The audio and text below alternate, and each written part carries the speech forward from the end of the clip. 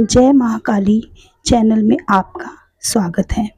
जब कोई दिव्य शक्तियाँ हमारे शरीर में प्रवेश करती हैं तो हमारे साथ ऐसा होने लगता है, हमें कुछ संकेत मिलने लगते हैं। जैसे हमने कभी सोचा भी नहीं होता कि हम कभी भक्त बनेंगे या भक्ताई की लाइन में जाएंगे, या कभी पूजा पाठ भी नहीं किया होता, थोड़ा बहुत किया होता है, तो कोई शक्ति हमसे प्रसन्न कैसे हो सकती है।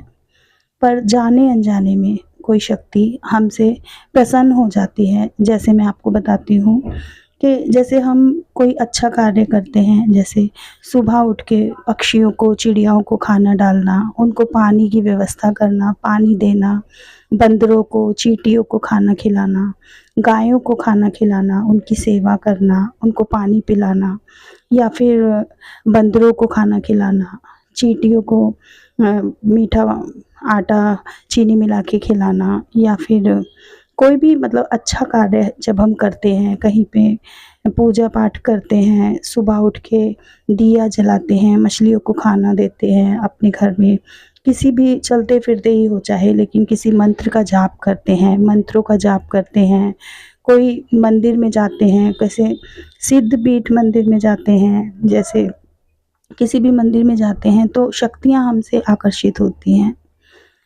और वह हमारे साथ हो लेती हैं, हमारे घर तक आ जाती हैं। अब वह हमारे को तरह तरह से संकेत देना शुरू कर देती हैं, लेकिन उन संकेतों को समझना बहुत ही ज़रूरी है। अगर हम उन संकेतों को समझ जाते हैं, स्वप्न के माध्यम से भी वह हमें बताती हैं, हमें सपने आने लग जाते हैं, हमें खुशबू आने लग जाती है, हमारा पूजा करने का मन करने लग जाता है। जैसे कभी हमने पूजा नहीं की होती, लेकिन अचानक से हमारा मन करता है हम माता के मंदिर में जाएं, भगवान की जोत जलाएं, पूजा करें, तो हमें समझ जाना चाहिए कि कोई ना कोई शक्ति, कोई ना कोई दिव्य शक्ति हमसे आकर्षित हो गई है और वह हमारे साथ हो गई है। तो हमें इस चीज़ को समझ के और पूजा पाठ को बढ़ा देना चाहिए। जैसे हम जोत जलाते हैं, माँ को भोग देना, माता को भोग देना शुरू कर देना चाहिए, मंत्रों का जाप कर देना चाहिए, मंत्र का जाप करना चाहिए और अच्छे अच्छे कार्य करने चाहिए। तो इससे जो है दिव्य शक्तियाँ हमारी तरफ और प्रसन्न होती हैं और हमारे साथ रहना शुरू कर देती हैं।